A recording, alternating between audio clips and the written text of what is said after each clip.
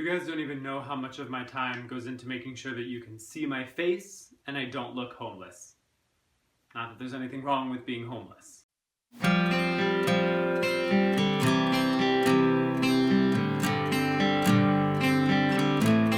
It's week 20 here at Steve Runs a Marathon, or it's probably like week 25, but we've lost a few weeks in there. Anyway, it's week 20. And something that was awesome about last week's video was you guys gave me so many great comments in the comment section below. You gave me some advice, you had a couple questions for me, just a few suggestions. So I was really psyched about that, especially since I was a little surprised. I had anticipated it being a slightly less well-received video. I didn't get to talk about any gear, which we're going to be talking about this week. And it was a little bit of a shorter video, but I was psyched for all the questions you had. So I made a couple notes for myself and I want to address them instead of typing back to you. Sinclair Peary. So you're gonna A, have to forgive if I just flat out mispronounce it, or B, if my iPhone accidentally auto-corrected it. Treadmill on a ship was my note. Yeah, so I think that's really interesting because that instability that you were experiencing, you know, thinking back to it, and I talked to Brandon about it, the treadmills that I've been running on at my gym are really wobbly, actually. You know, if you push it a little bit just to kind of see the stability, it moves a lot. And so you got me thinking about that, and I'm gonna try going outside for my shorter runs right now. Again, I'm only doing really anywhere between 20 and 35 minutes as my ankle allows, but I think that added instability definitely might be hurting. Uitspoo. U-I-T-S-P-U-W. Take a look at the long picture, short runs. That is a good suggestion. I actually feel like I'm pretty much looking at the long picture just in that the marathon I'm training for is so far away. It's in October of this year.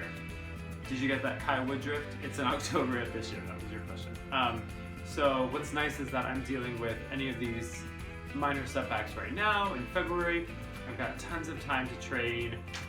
If it wasn't for my ankle, which of course is gonna be a factor to take into consideration, but if it wasn't for my ankle, I think right now, even with not having run a ton in the last month or two, I could go out and probably like get out a 10 mile without too much trouble. So I'm excited about that as far as keeping the long-term pictures in perspective, but that's a good suggestion. Evan Kwan, Voodoo Floss. I will definitely check that out and I'll let you know about my thoughts on that in the next week or so. Left Dorman, I love that you're watching the Gearist videos. It warms my heart. I love that we're giving you some motivation, and I liked your cross-training suggestions too, and I've definitely been doing that. I definitely up my weightlifting when my running has to take a little bit of a back seat, and the elliptical has been really great on my ankle, so I'm all about that with you. Why a lower drop shoe, you ask? It's not that I'm going for certain drops in my shoes, it's that, as I've mentioned in other videos, one of the perks of doing these videos is that I get to test out new gear, and so if I get this really cool new pair of shoes, I want to be able to go running in them, and really realistically 4mm shouldn't be making enough of a difference that it's causing me this amount of discomfort, and so I kind of want to hit it head on. I look at getting these pair of shoes to try out as just a reason to do that. Michael Fronin, I actually don't have pain when I'm not running. It does subside very quickly, so if I go out and I really push it and I really kind of hurt my ankle, I'd say after 3 days walking, elliptical, bike, leg presses, calf raises, anything like that, I don't have ankle pain. So it seems like it's fully healing quickly. For whatever reason, it just gets really exacerbated when I run at that slower rate and I have that shorter gait. So it's odd. It's not like a lingering thing. It's not like I can feel it. It's not like a week after I'm feeling it when I walk. It's going away. So all the more reason to follow up with Meg Weisel's suggestion, and I think I'm gonna go check out a physical therapist again. Again, I'm grateful that I have enough time, that I can do this, but I really want to know what it is exactly. I want to know exactly the right exercises to fix it. A few of you said eccentric calf raises, where you kind of go down instead of pushing up. You start from an active position and then relax to neutral or past neutral. CL said complete rest, and someone actively massaging my calves, which will fall on Brandon to do. I'll have to fly in once a week and do that for me. But eccentric calf raises have actually caused me additional pain in the past. And what I found is that doing those either the day that I run or the day after I run really slows down my recovery time. So I'm tentative of doing those again.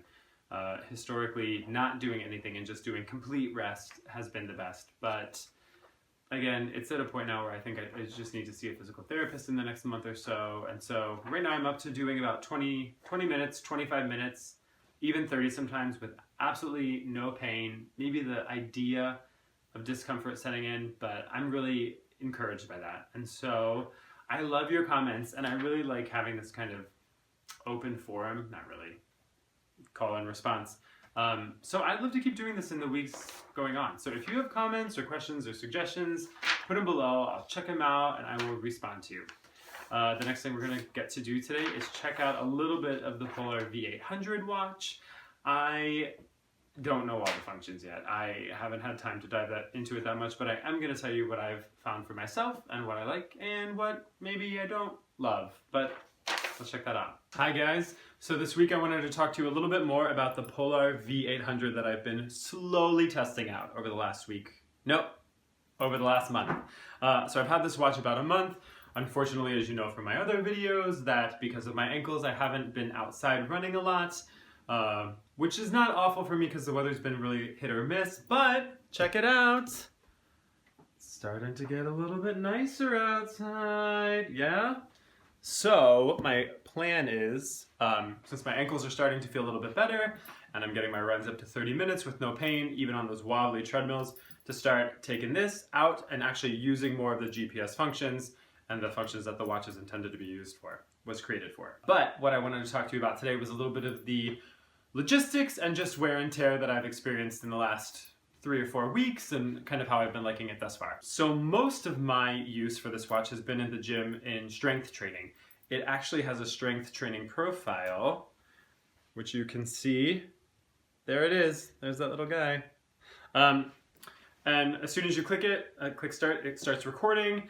It does it primarily, judges your effort primarily from the vitals that you enter, height, weight, age, things like that.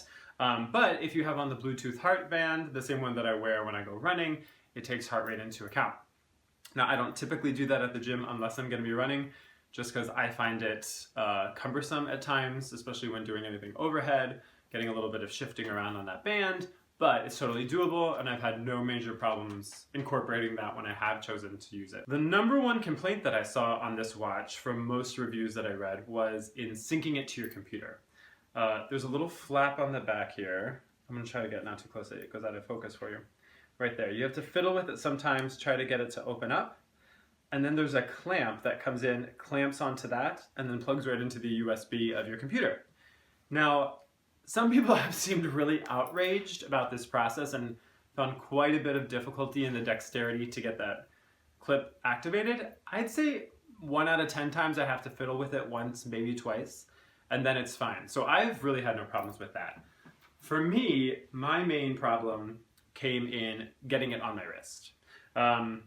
This band, for whatever reason, the adjustable band that just kind of keeps the excess down, was so tight in the beginning, for the first like 2 weeks, I'd say, that I really had to spend maybe 2 or 3 minutes to put a watch on.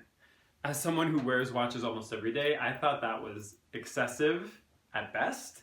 And my hope was that that had loosened up, and it has. I'm really happy to say that it has, because I actually thought at one point, man, I can see myself not wearing this watch as often as I'd like to, if it's always going to be this hard just to get on my wrist. But like I said, that is no longer an issue, and it's pretty quick at this point.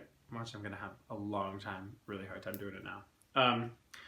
The watch is comfortable, and I think it's relatively attractive. It definitely looks sporty. It's nothing that I'm going to wear on a day-to-day basis when I'm not planning on exercising. But if you find yourself needing to grab a watch, getting through your day before the gym, this certainly doesn't look bad on your wrist. It's all plain black. It also comes in a more electric blue version with a little bit of stainless steel and aluminum accents there, a tiny bit more red there. Some people feel it looks really big on the wrist. Big watches are kind of the in thing now, and men, women, you see them. God, I saw a watch the other day that was like that big. A little big for me. But for my money, I think that this looks fine on my wrist, especially when I'm working out at the gym or going for a run. It's noticeable, but it's not cumbersome. It's not heavy. It's not big to the point where I knock it on stuff a lot, but I do want to comment on that. I have knocked it on stuff at the gym, and I was a little bit nervous about taking it there for strength training for that reason. Polar says that they feature Gorilla Glass on the top, and I have to say that I've bumped it into heavy machinery more than once or twice, and I have no scratches or marks or anything on it. So I think it's holding up really well. The rubber that they use for the band is almost like a texturized, it really likes to beep at me sometimes, a slightly texturized rubber. I think that adds a nice little upgrade to it. It's not shiny, it doesn't get oily or sweaty looking. You do want to rinse it off after you have a long workout, just for the same reasons that sweat erodes. The salt, the sodium might erode some other pieces of equipment you have. It's just nice to wash it off. And since it is designed for swimming, indoor swimming, free water swimming, you don't have to worry about getting it wet. Regarding the display that's covered by that Gorilla Glass, Polar calls it a high-res display. I don't know if I would consider it high resolution, especially now that we live in the age of retina displays and macro, micro, OLED, everything. I'd say it's an easy display to read, for sure. As far as high res, I don't know if I'd call it high res. It's not the old 8-digit thing, so that's nice. But those are my first impressions of just having this watch and wearing it for a few weeks and testing it out. It works really well, especially at the gym. I appreciate that even if it's not the kind of detail that we'd want to see in a strength training profile watch, if I'm not logging in those intense, highly detailed workouts, that they included it all in it. A lot of times I think strength training probably goes by the wayside when people are designing watches for running and swimming and the likes, and I appreciate that it's in here, especially considering it's been the majority of what I've been doing in the last few weeks. So in the weeks to come, there it is one more time, enjoy it.